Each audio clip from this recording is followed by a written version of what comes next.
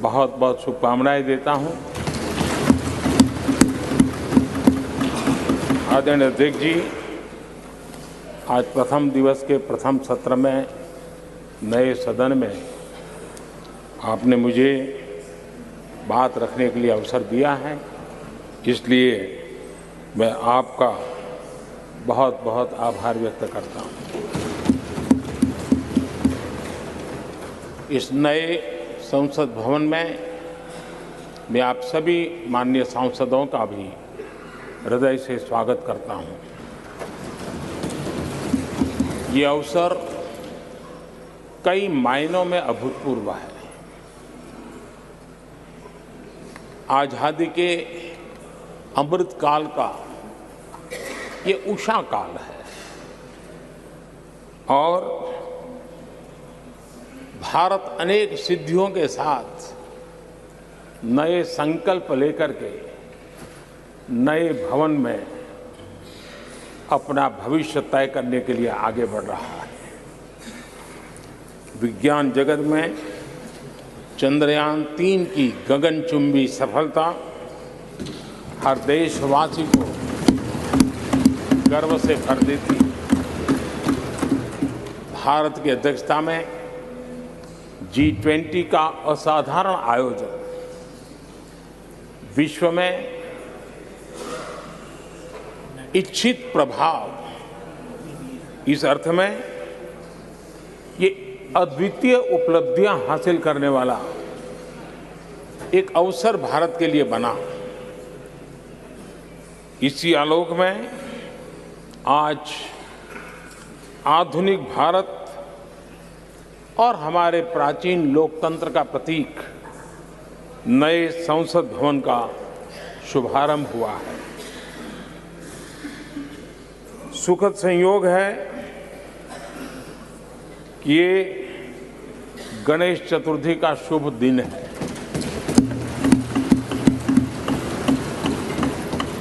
गणेश जी शुभता और सिद्धि के देवता है।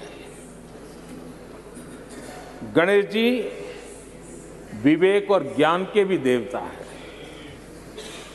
इस पावन दिवस पर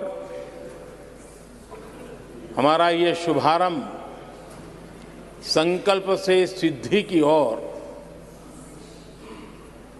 एक नए विश्वास के साथ यात्रा को आरंभ करने का है। आजादी के अमृत काल में हम जब नए संकल्पों को लेकर के चल रहे हैं, तब अब जब गणेश चतुर्थी का पर्व आज है, तब लोकमान्य तिलक की याद आना बहुत स्वाभाविक है। आजादी के आंदोलन में लोकमान्य तिलक जी ने गणेश उत्सव को एक सार्वजनिक गणेश उत्सव के रूप में प्रस्तावित करके पूरे राष्ट्र में सुराज्य की आहलेख जगाने का माध्यम बनाया था। लोकमान्य तिलक जी ने गणेश पर्व से सुराज्य की संकल्पना को शक्ति दी। उसी प्रकार से आज ये गणेश चतुर्थी का पर्व लोकमान्य तिलक जी ने स्वतंत्र भारत स्वराज्य की बात कही थी। आज हम समृद्ध भारत गणेश चतुर्थी के पावन दिवस पर उसकी प्रेरणा के साथ आगे बढ़ रहे हैं। सभी देशवासियों को इस अवसर पर फिर एक बार मैं बहुत बहुत बधाई देता हूं। आदरणीय अध्यक्ष जी, आज संवत्सरी का भी पर्व है। ये अपने आप में एक अद्भुत परंपरा है। इस दिन को एक प्रकार से क्षमा वाणी का भी पर्व कहते हैं। आज मिच्छामि दुक्कड़म कहने का दिन है।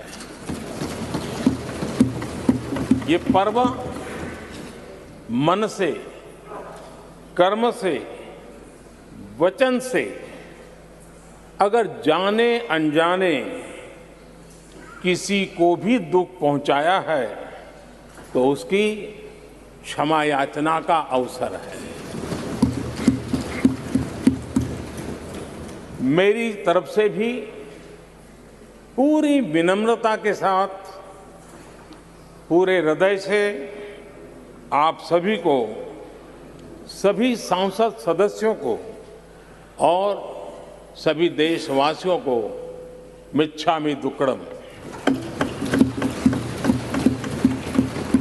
आज जब हम एक नई शुरुआत कर रहे हैं तब हमें अतीत की हर कड़वाहट को भुलाकर आगे बढ़ना है।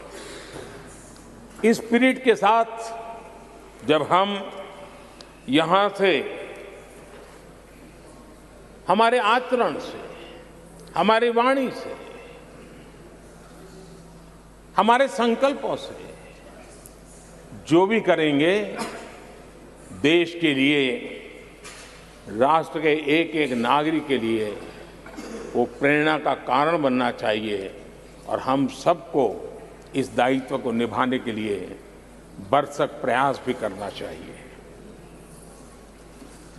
आदरणीय अध्यक्ष जी, ये भवन नया है, यहां सब कुछ नया है, सारी व्यवस्थाएं नई हैं। यहां तक आपके सब साथियों को भी आपने एक नए रंग रूप के साथ प्रस्तुत किया है।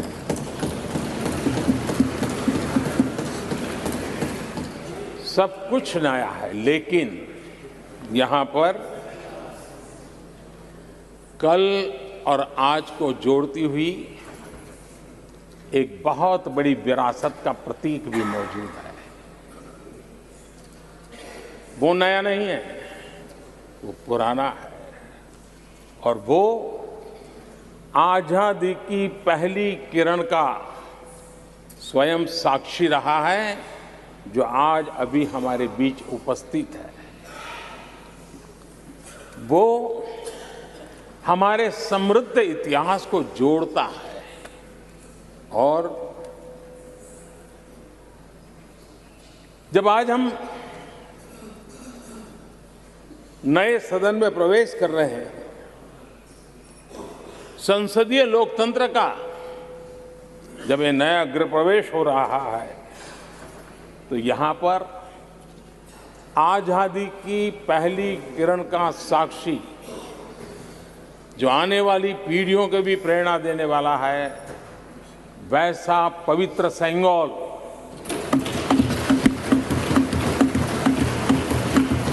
और ये वो सेंगोल है जिसको भारत के प्रथम प्रधानमंत्री पंडित नेहरू का स्पर्श हुआ था। ये पंडित नेहरू के हाथों में पूजा विधि कर करके आजादी के पर्व का प्रारंभ हुआ था और इसलिए एक बहुत महत्वपूर्ण अतीत को उसके साथ ये सेंगोल हमें जोड़ता है। तमिलनाडु की महान परंपरा का वो प्रतीक तो है ही, देश को जोड़ने का भी, देश की एकता का भी वो प्रतीक है और हम सभी माननीय सांसदों को हमेशा जो पवित्र सेंगोल पंडित नेहरू के हाथ में शोभा देता था वो आज हम सबकी प्रेरणा का कारण बन रहा है। इससे बड़ा गर्व क्या हो सकता है। आदरणीय अध्यक्ष जी, नए संसद भवन की भव्यता आधुनिक भारत के महिमा को भी मंडित करती है।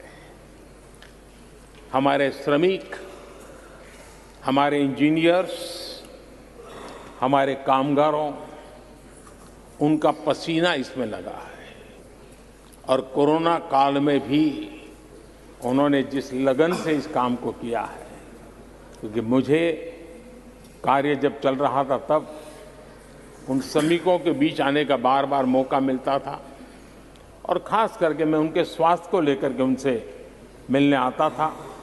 लेकिन ऐसे समय भी उन्होंने इस बहुत बड़े सपने को पूरा किया। आज मैं चाहूँगा कि हम सब हमारे उन श्रमिकों का, हमारे उन कामगारों का, हमारे इंजीनियर्स का हृदय से धन्यवाद करें, हृदय से, क्योंकि उनके द्वारा निर्मित भावी पीढ़ियों को प्रेरणा देने वाला है।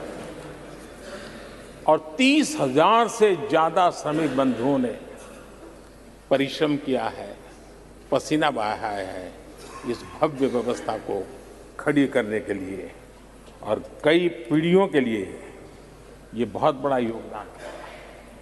माननीय अध्यक्ष जी, मैं उन श्रमयोगियों का नमन तो करता ही, लेकिन एक नई परंपरा का प्रारंभ हो रहा है, इसका मुझे अत्यंत आनंद है।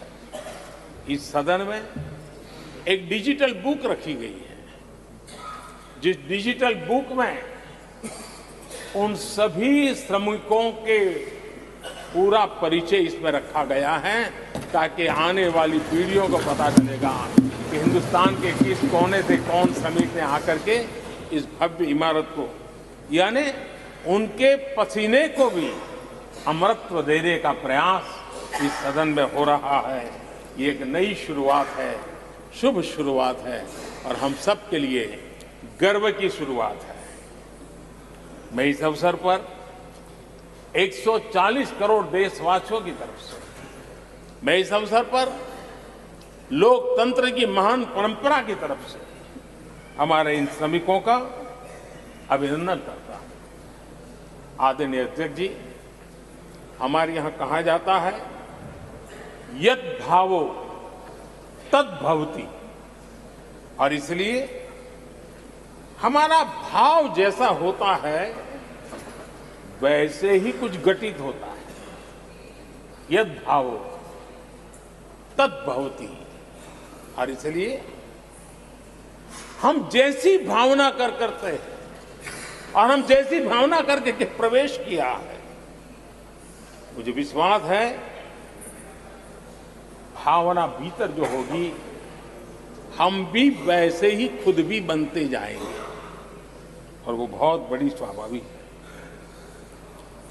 भवन बदला है, मैं चाहूंगा भाव भी बदलना चाहिए, भावना भी बदलनी चाहिए।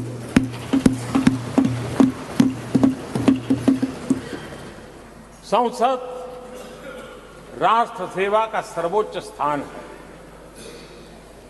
ये संसद दलहित के लिए नहीं है। हमारे संविधान निर्माताओं ने इतनी पवित्र संस्था का निर्माण दलहित के लिए नहीं, सिर्फ और सिर्फ देश हित के लिए किया।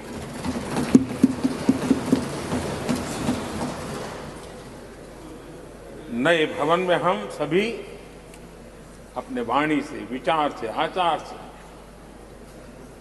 संविधान के जो स्पिरिट है, उन मानदंडों को लेकर के, नए संकल्पों के अनुसार नई भाव को लेकर के, नई भावना को लेकर के, मैं आशा करता हूं अध्यक्ष जी, आप कल भी कह रहे थे, आज भी कह रहे थे, कभी स्पष्ट कह रहे थे, कभी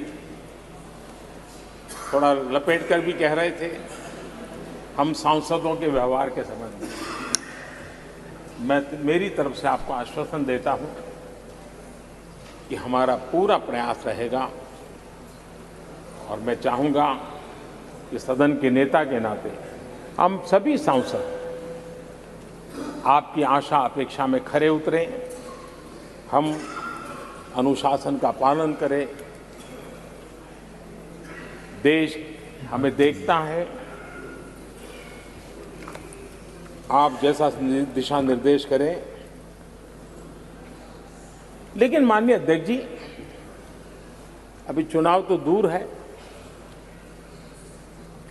और जितना समय हमारे पास बचा है इस पार्लियामेंट के।